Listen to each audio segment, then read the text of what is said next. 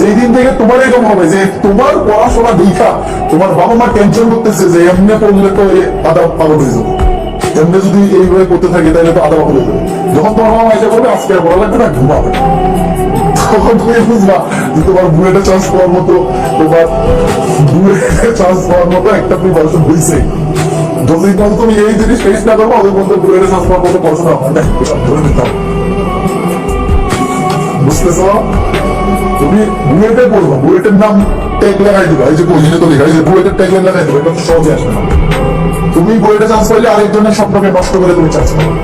বুয়েটে চান্স পাওয়ার স্বপ্ন সারা বাংলাদেশে মিনিমাম 10,000 স্টুডেন্ট দেখবে, মিনিমাম 10,000 স্টুডেন্ট দেখবে চান্স পাবে 1200। তাহলে তুমি বাকি 8,800 মানুষের স্বপ্নকে নষ্ট হয়ে ঘরে ঢুকবা, তোমার জন্য আরো অনেক মানুষের স্বপ্ন নষ্ট হয়ে যাবে, তার সারা জীবনের চাওয়া পাওয়া তুমি নষ্ট করে ওখানে ঢুকবা। কাজেই ওখানে ঢুকার জন্য ওই লেভেলে পরিশ্রম করতে হবে। সৃষ্টিকর্তা যদি দেখে তুমি ওই লেভেলে পরিশ্রম করতেছো তাইলেই তোমার লেভেলে ঢুকাবে, তাহলে তোমার ঢুকাবে না। আন্দাজি না পয়সা সারাদিন ঘুরাঘুরি করে বইটা চান্স পায় না।